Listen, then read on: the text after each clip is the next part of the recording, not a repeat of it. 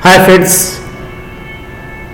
मैं प्रकाश आप सभी का लाइट जीएस चैनल पे स्वागत करता हूं। आज हम लोग 27 मार्च को हुए फायरमैन एग्जाम का कुछ क्वेश्चन डिस्कस करने वाले हैं। तो देर न करते हुए स्टार्ट करते हैं।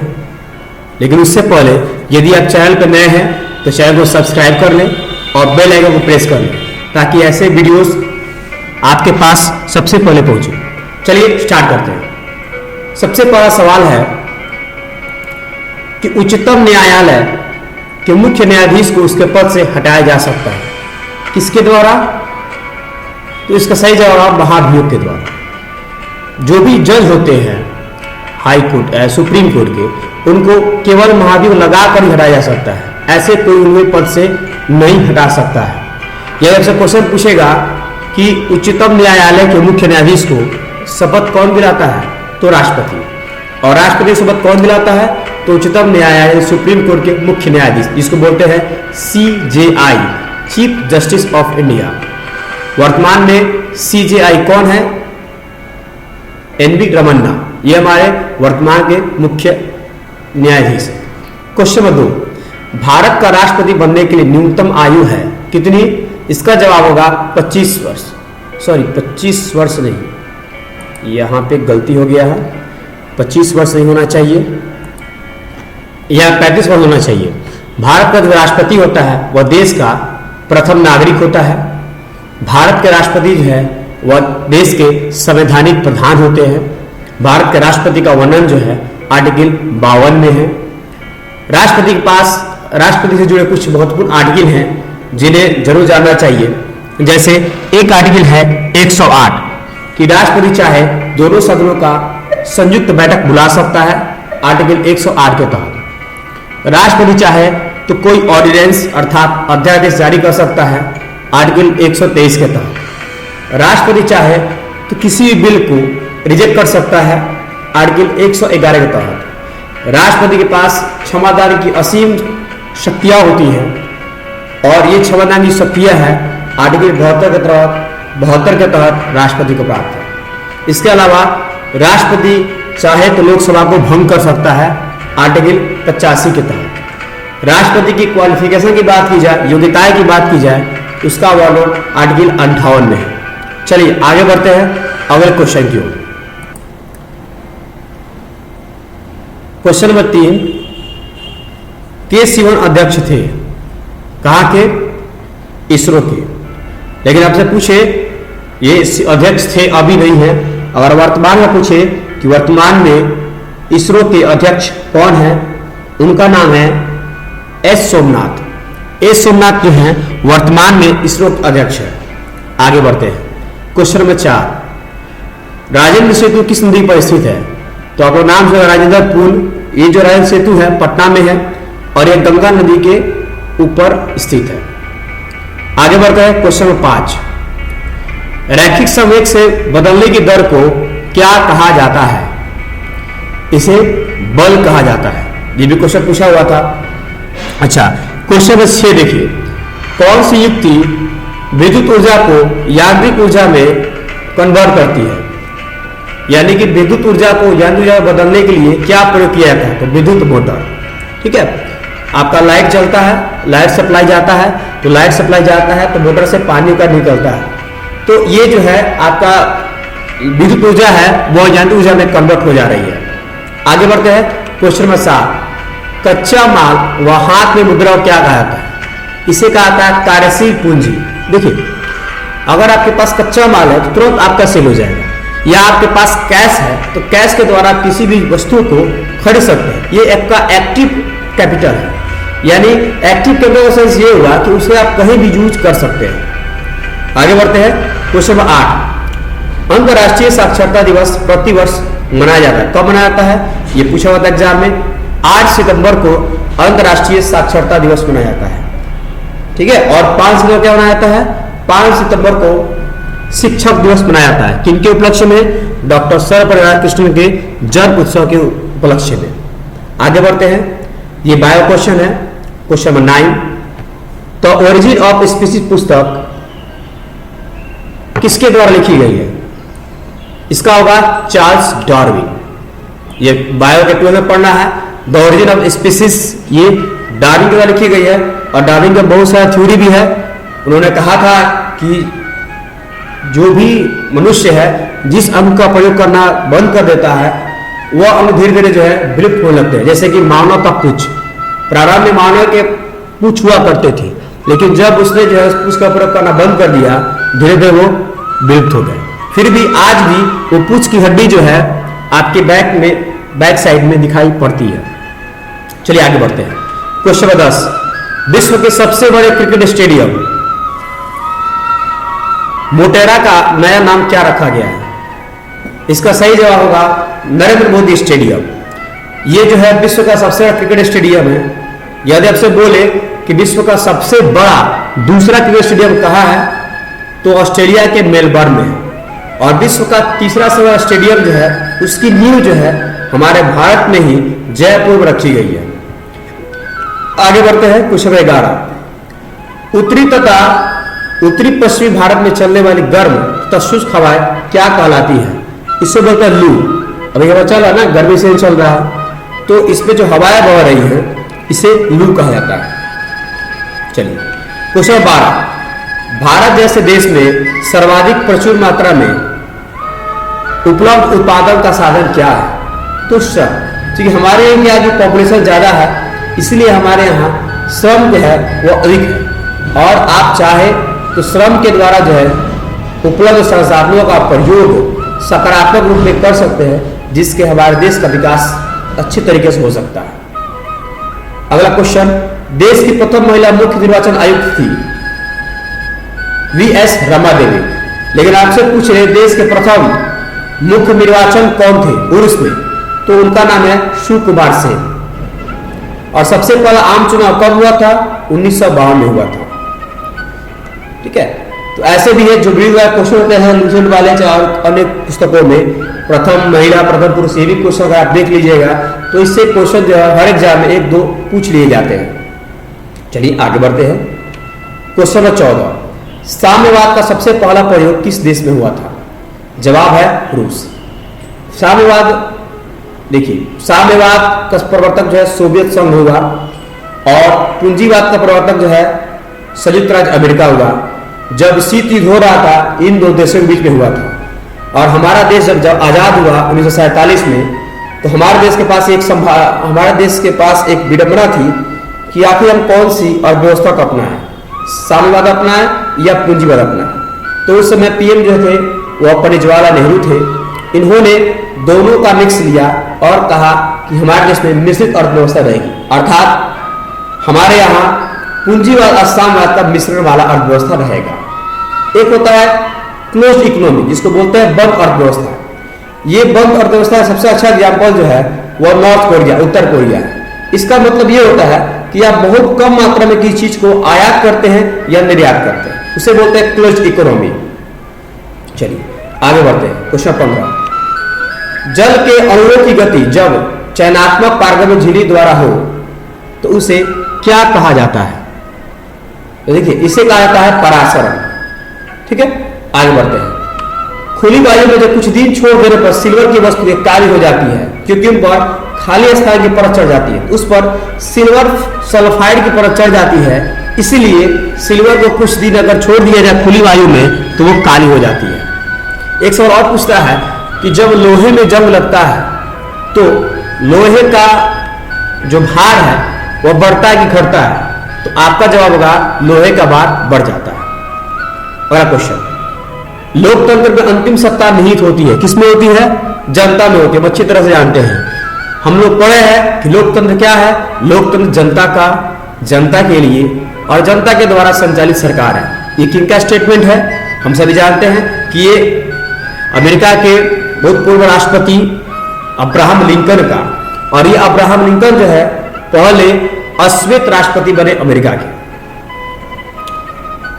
और हम अपनी प्रस्तावना में पढ़ते हैं कि हम भारत के लोग भारत को एक संपूर्ण प्रभुत्व संपन्न मतलब जो भी बनाते हैं, तो इसमें सबसे सर्वोपरि जो है वो हमारी जनता है। जनता एक सरकार का गठन करती है और वही सरकार जो है उस जनता पर शासन करती है। यानी कि सारी बागडोर जो है जनता पे ही निहित है। इसलिए जनता को जो है अंतिम सत्ता के रूप में कहा जाता है। आगे बढ़ते हैं। मयूरभंज खाने किसके लिए जानी जाती है? तो इसका जवाब होगा लौ अयस्क। और ये जो मयूरभंज है वो आपको उड़ीसा में है। बताते चले कि उड़ीसा में ही भारत का सबसे बड़ा जो है हॉकी स्टेडियम बन रहा है, जिसका नाम है बिरसा मुंडा हॉकी स्टेडियम। उड़ीसा का अगर कुछ पर्व की बात की जाए तो उड़ीसा में ही आपका पूरी रथ यात्रा निकलता है। इसके अलावा धानु यात्रा, ये सारे पर्व, रज पर्व, ये सभी पर्व जो है उड़ीसा में है। उड़ीसा में ही आपको भारत का पहला रामसर साइट चिल्का झील है, भितरकनिका नेशनल पार्क है, ये सब उड़ीसा में। चलिए आगे बढ़ते हैं। क्वेश्चन 19, श्वेत क्रांति के लिए अधिक उत्पादन से संबंधित है, किसका? दूध से। अगर गोल क्रांति कह दे तो आलू कहिएगा, अगर आपको गुलाबी क्रांति कह दे तो प्याज कहिए या झींगा मछली कहिए। ठीक है, चलिए आगे बढ़ते हैं। क्वेश्चन 20, अमेरिका के स्वतंत्रता संग्राम के नेता कौन थे? तो जॉर्ज वॉशिंगटन। जब अमेरिका जो है इंग्लैंड का गुलाम था, उस समय जॉर्ज वॉशिंगटन ने वहां के लिए स्वतंत्रता संग्राम में एक लीडर की भूमिका निभाई थी। इसीलिए आज अमेरिका की राजधानी का नाम जॉर्ज वॉशिंगटन के नाम पर वॉशिंगटन रखा गया है।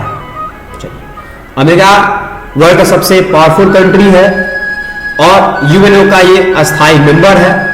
चलिए, और अमेरिका के न्यूयॉर्क में ही यूएनओ यानी यूनाइटेड नेशंस ऑर्गेनाइजेशन का हेडक्वार्टर है, जिसकी स्थापना 24 अक्टूबर 1945 को हुई थी, जिसमें 15 सदस्य हैं, 5 अस्थायी और 10 अस्थायी। उस 10 अस्थायी सदस्यों में से भारत भी एक है। अगला क्वेश्चन, भारत के नियंत्रक एवं महालेखा परीक्षक की नियुक्ति कौन करता है? राष्ट्रपति करते हैं। और भारत के नियंत्रक महालेखा परीक्षक का वर्णन किस आर्टिकल में है? 148। वर्तमान में कौन है? जिनका नाम है गिरीश चंद्र मुर्मू। आगे बढ़ते हैं।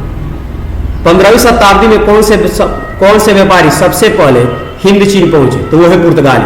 आपको पता है कि भारत में भी सबसे पहले वास्को डी गामा आया था 1498 में, और वहां आया, यहां आया, और यहां से जो सामान लेकर गया उसे व्यापार में 60 गुना का ज्यादा मुनाफा हुआ था। उसके बाद सारे पुर्तगाली आना शुरू किए, बहुत सारे डच आए, फ्रांसीसी आए, इंग्लैंडी आए, और ऐसे हमारा देश जो हमको पता है कि अंग्रेजों के चंगुल में लगभग 250 सालों तक हमारा देश गुलाम रहा था। आगे बढ़ते हैं।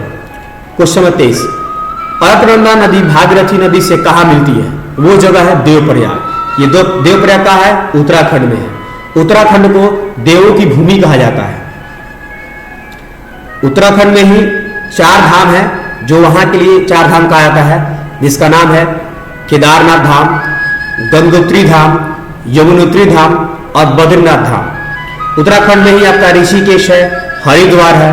भारत का सबसे पहला ग्लास ब्रिज ये ऋषिकेश में है। भारत का सबसे पहला नेशनल पार्क जिसका नाम है हैली नेशनल पार्क, जिसका नया नाम है,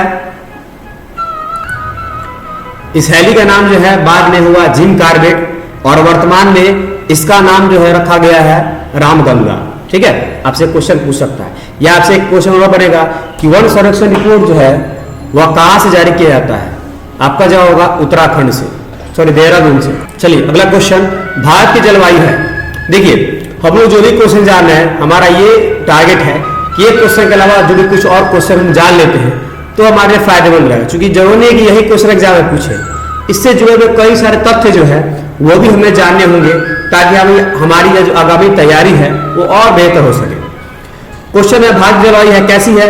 उष्णकटिबंधीय मानसूनी है। ठीक है, आप ये भी सुने होंगे कि भारतीय कृषि जो है किसानों के साथ एक जुआ है।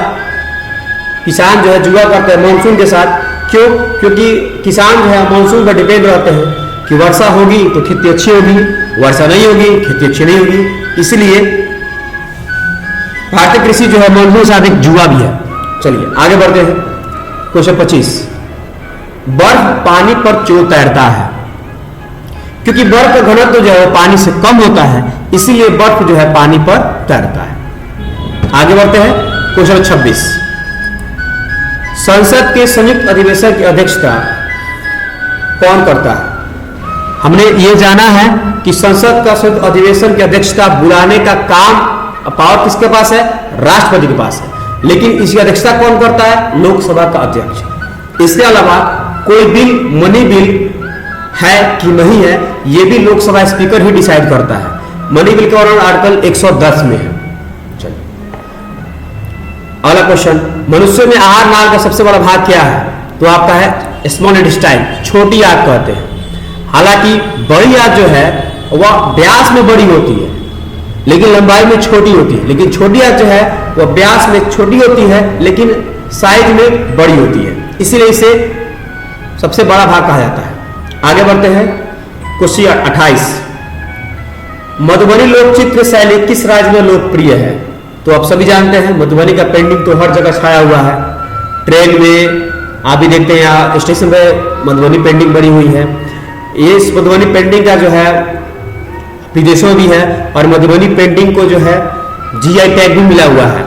अगर बात करें कि बिहार के किन किन चीजों को जीआई टैग मिला हुआ है तो बिहार के कुछ है सिलवासा खाजा, सिलाव खाजा, मगही पान, जर्दालू आम, मरचा चूड़ा। मरचा चूड़ा कभी नहीं मिला हुआ है लेकिन मिलेगा। तो ऐसे बहुत सारी चीज हैं जिन्हें बिहार के द्वारा जीआई टैग मिला हुआ है। जैसे आपसे पूछेगा केसर का जेड किसको मिला है? तो केसर का जेड मिला है जम्मू कश्मीर को। एक है कड़कनाथ मुर्गा, कड़कनाथ मुर्गा का जीआई टैग जो है वह आपके एमपी के पास है। शाही लीची, शाही लीची और एक और लीची होता है, शाही लीची का जो है वो बिहार को मिला है और एक है तेजपुर का लीची, ये आपको मिला है असम को। चलिए आगे बढ़ते हैं क्वेश्चन नंबर 29, हिमालय पर्वत की उत्तरी पर्वतमाला का नाम क्या है? इसे हिमाद्री कहा जाता है। और हिमालय पर्वतमाला की सबसे ऊंची जो शिखर है उसका नाम है एवरेस्ट। इस एवरेस्ट की ऊंचाई है 8,848, कहीं कहीं 8,850 में लिखा हुआ मिलता है। इस एवरेस्ट को नेपाल की स्थानीय भाषा में सगरमाथा कहा जाता है। तो ये भी आपसे क्वेश्चन पूछ सकता है। आगे क्वेश्चन नंबर 30, प्रति 1,000 पुरुषों पर महिलाओं की संख्या कहलाती है, इसे लिंगानुपात कहते हैं। यदि आपसे कहा जाए सर्वाधिक लिंगानुपात यानी कि लड़कियों की संख्या कम कहाँ है, तो आपका हरियाणा का जो है पानीपत, और इसी हरियाणा के पानीपत से ही बेटी बचाओ बेटी पढ़ाओ अभियान की शुरुआत की गई थी। आगे बढ़ते हैं क्वेश्चन नंबर 31, सर्व शिक्षा अभियान का उद्देश्य क्या है? इसका उद्देश्य है कि 6 से 14 वर्ष तक के सभी आयु के बच्चों को प्रारंभिक शिक्षा देना। और ये आपका पेरेंट्स का एक मौलिक कर्तव्य भी है कि 6 से 14 वर्ष तक आयु के बच्चों को आप उचित शिक्षा दिलवाएं। और शिक्षा लेना जो है हमारा एक मौलिक अधिकार भी बनता है। इसीलिए देखिएगा जितने भी प्राइमरी स्कूल होते हैं सरकारी गवर्नमेंट वाले, वहां पे ये सारी शिक्षा जो है मुफ्त होती है। इसके अलावा मिड डे मील का व्यवस्था किया जाता है, बच्चों को छात्रवृत्ति मिलता है, ड्रेस भी दिया जाता है। आगे बढ़ते हैं क्वेश्चन 32, सौर सेल बनाने के लिए कौन सा पदार्थ उपयोग किया जाता है? इसका है जवाब होगा सिलिकॉन। एक क्वेश्चन और समझ लीजिए कंप्यूटर से बनता है कि जो आईसी होते हैं इंटीग्रेटेड सर्किट, इस आईसी का जो चिप होता है वो किसका बना होता है? तो सिलिकॉन का ही बना होता है। मूली एक रूपांतरित रूप है किसका? तो ये मूल जड़ का होता है, जैसे मूली हुआ, आपका गाजर हुआ, ये सारा जड़ का रूपांतरित रूप है। आलू कहिएगा तो तना का रूपांतरित रूप है। अंतरराष्ट्रीय न्यायालय का मुख्यालय किस शहर में स्थित है? तो ये हेग में है। और हेग कहाँ है? तो हेग आपका नीदरलैंड में है। आगे बढ़ते हैं क्वेश्चन नंबर 35, नाइट्रोजन गैस वायुमंडल में कितने प्रतिशत में है? तो आपका जो 78%। यदि बात करें एटमॉस्फेयर की, वायुमंडल की, तो वायुमंडल में सबसे अधिक नाइट्रोजन गैस है 78%। उसके बाद ऑक्सीजन आता है 20.9 या लगभग 21%। उसके बाद कार्बन डाइऑक्साइड है 0.03% और बाकी जलवाष्प है, बहुत कुछ है।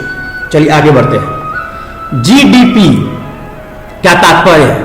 जीडीपी का होता है ग्रोस डोमेस्टिक प्रोडक्ट और इसका हिंदी होता है सकल घरेलू उत्पाद। आपके देश में जितने भी घर वस्तु में जो चीज उत्पादन हो रही है या हमारे देश में बन रही है उन सभी को हम जीडीपी बोलते हैं। एक होता है पीसीआई जिसको बोलते हैं पर कैपिटा इनकम, प्रति व्यक्ति आय। ये प्रति व्यक्ति आय क्या है? एक व्यक्ति जितना आय कमाता है खुद से वो उसकी प्रति व्यक्ति आय होती है। आपसे क्वेश्चन पूछेगा कि सर्वाधिक प्रति व्यक्ति आय किस राज्य की है, तो आपका जवाब होगा गोवा। लेकिन आपसे पूछेगा कि भारत की वित्तीय राजधानी किसे कहा जाता है, तो मुंबई। इसको आर्थिक राजधानी भी आप कह सकते हैं, क्योंकि मुंबई के लोग भी काफी ज्यादा पैसा कमाते हैं। लेकिन पीछे की बात करें अधिक, तो आपका गोवा में है। आगे बढ़ते हैं। अल्प बेरोजगारी तब होती है जब लोग अपनी क्षमता से कम काम करते हैं। देखिए अल्प बेरोजगारी होती क्या है। मान लीजिए कि आप ग्रेजुएट हैं और आपके पास 10वीं तक के बच्चों को पढ़ाने की क्षमता है, लेकिन आपको बस 5वीं तक पढ़ाने के लिए ही दिया जा रहा है। तो आपके पास क्षमता तो है 10वीं तक की, लेकिन आप पढ़ा रहे 5वीं तक। तो इस कंडीशन को जो है हम अल्प बेरोजगारी कहते हैं। दूसरे शब्द में कहा जाए तो आपके पास काम करने की क्षमता जो है 4 घंटे की है और आपसे मात्र 2 घंटे ही काम लिया जा रहा है, तो इस कंडीशन को अल्प बेरोजगारी कहेंगे। एक होता है प्रच्छन्न बेरोजगारी, जिसको आप बोलते हैं छिपी हुई बेरोजगारी। इसमें क्या होता है, एक काम में लगे हुए लोगों की संख्या जो है वह आवश्यकता से अधिक होती है। यानी वह काम यदि 2 व्यक्तियों का है तो उसमें 4 या 5 व्यक्ति लगे हुए हैं, तो वो जो व्यक्ति एक्स्ट्रा लगे हुए हैं यानी उनसे कहा जाएगा छिपी बेरोजगारी। हमें दिखाई ये पड़ता है कि सभी लोग काम कर रहे हैं, बट वास्तविकता वे है कि वह आवश्यकता से अधिक जो है लोग उसमें बेवजह लगे हुए हैं। आगे बढ़ते हैं। क्वेश्चन 38, भारत में पहला भूमिगत रेलवे कहां बनाया गया था? जवाब आपका कोलकाता। एक सवाल और बनता है कि सबसे पहली बार भारत में ट्रेन कब चली थी? तो 1853 में चली थी। मुंबई से ठाणे दूरी थी 34 किलोमीटर और उस ट्रेन का नाम था ब्लैक ब्यूटी। और अभी आप जानते हैं कि हमारे भारत में जो है मुंबई से जो है अहमदाबाद तक जो है वह बुलेट ट्रेन का प्रोजेक्ट चलाया जा रहा है, जो जापान देश के सहयोग से बन रहा है। इसका ट्रायल जो है 2026 में होने की संभावना है और हो सकता है कि 27 में हम लोग बुलेट ट्रेन पर सवार होने का मौका मिले। आगे बढ़ते हैं। देश का प्रथम नागरिक कौन होता है? राष्ट्रपति होता है, हम लोग पहले बात कर चुके हैं। अगला क्वेश्चन लास्ट, प्रथम विश्व युद्ध का कारण क्या था? तो प्रथम विश्व युद्ध का कारण था सर्बिया के राजकुमार जिनका नाम था arc Duke Ferdinand. Arc Duke Ferdinand की हत्या कारण जो है फर्स्ट वर्ल्ड वॉर शुरू हुआ था। यह फर्स्ट वर्ल्ड वॉर जो है 1914 में शुरू हुआ और 1918 में खत्म हो गया। सेकेंड वर्ल्ड वॉर की बात की जाए तो 1939 में शुरू हुआ और 1945 में खत्म हुआ और उसके बाद ही संयुक्त राष्ट्र संघ की स्थापना हुई थी ताकि विश्व में शांति स्थापित किया जा सके। चलिए, ये वीडियो कैसी लगी आप हमें कमेंट में जरूर बताएं। अगर कुछ गलती हुई हो तो आप हमें कमेंट में बता सकते हैं। अगर आप इसमें से जितना क्वेश्चन बनाए हैं, अगर आप इसमें से कुछ क्वेश्चन जानते तो आप हमें कमेंट में जरूर बताएं कि इसमें से कितना क्वेश्चन आपको पहले से पता था, ताकि आपकी कितनी कैपेबिलिटी है वो पता चल सकेगी। ठीक है, फिर मिलते हैं नेक्स्ट वीडियो में। Okay, thank you.